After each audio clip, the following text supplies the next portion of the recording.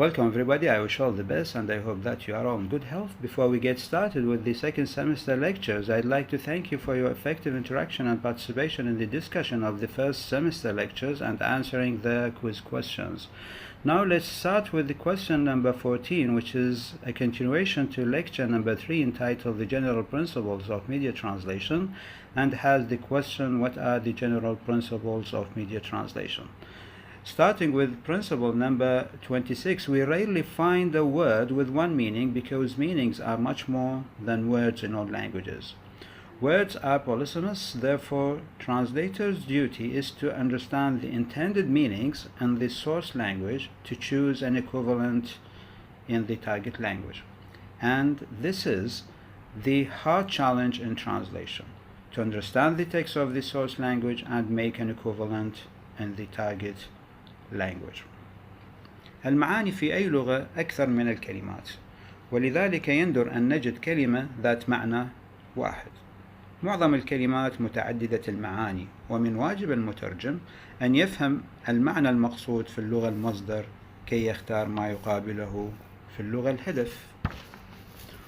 وهذا هو التحدي الأكبر في عملية الترجمة، فهم النص في اللغة المصدر وإنشاء نص مقابل في اللغة الهدف. Principle number 27.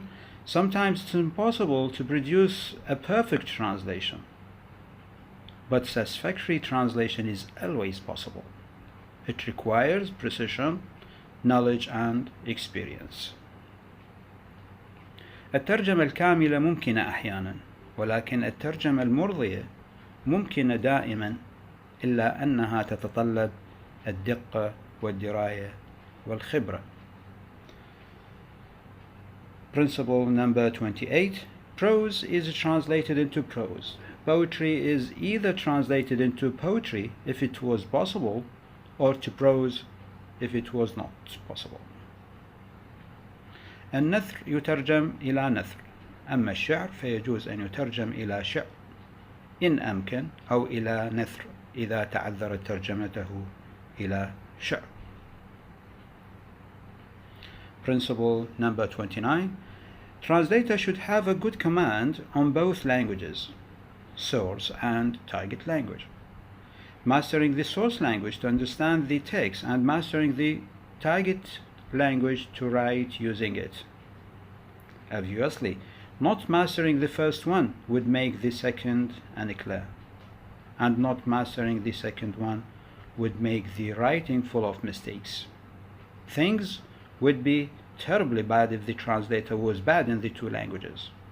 Here, many mistakes would emerge in understanding the source language, and a lot of mistakes in expressing it in the target language.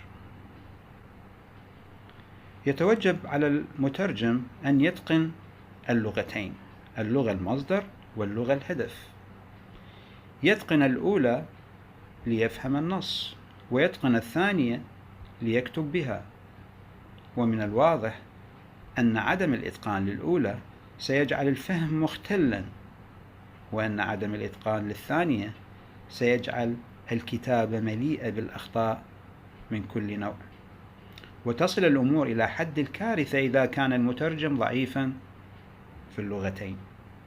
هنا تنشأ أخطاء عديدة في فهم اللغة المصدر، وأخطاء عديدة في التعبير باللغة الهدف. Principle number 13. In specialized translation, the medical and geometric translation, it is better for translator, beside mastering the two languages, he has to have a knowledge in the field he is translating from and into. We can call the knowledge in the field as the specialized knowledge, and the knowledge of the two languages as the linguistic knowledge. For example, medical knowledge doesn't make the doctor a translator. However, linguistic knowledge may take the place of specialized knowledge. Therefore, the translator can translate a medical text without being specialized in medicine. Best translators are those who have the specialized and linguistic knowledge, certainly, but such translators are rare. في الترجمة المتخصصة مثل الترجمة الطبية والهندسية، يكون المترجم في وضع أفضل إذا كان عارفا بالحقل الذي يترجم فيه، بالإضافة إلى إتقانه للغتين بطبيعة الحال.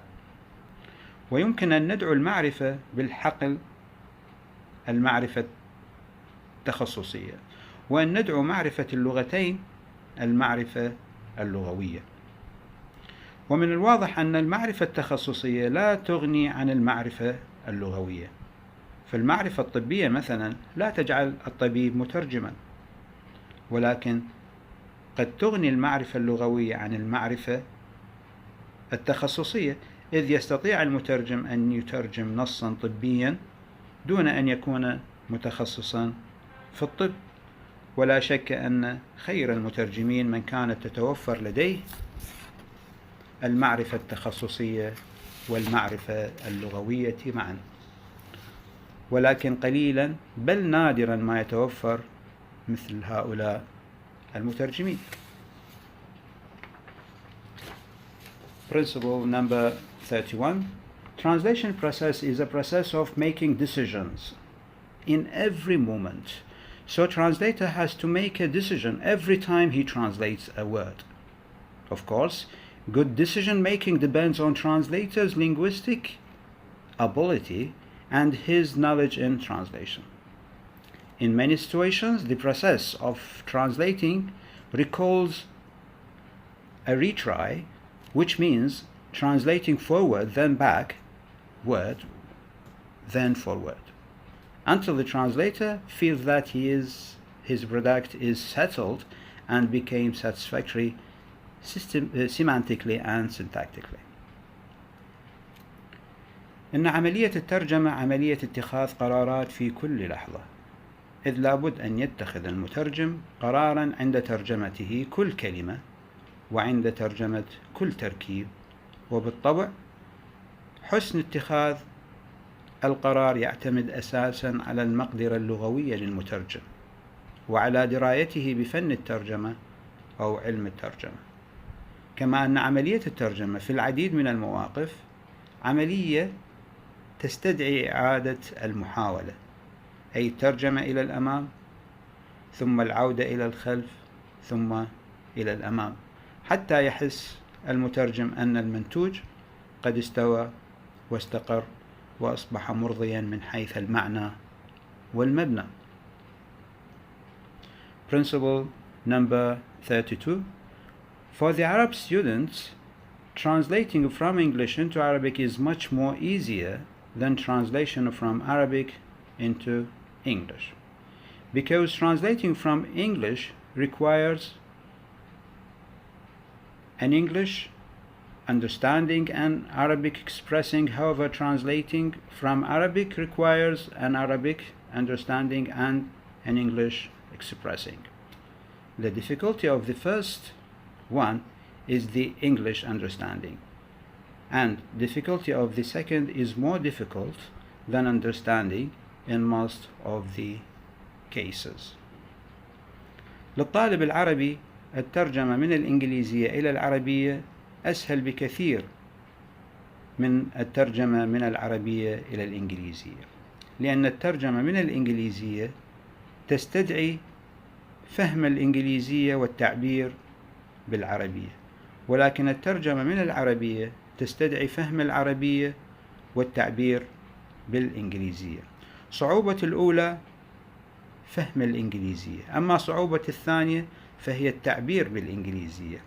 ولا شك أن التعبير أصعب من الفهم في أغلب الأحيان. Thank you. Ask if there is something unclear.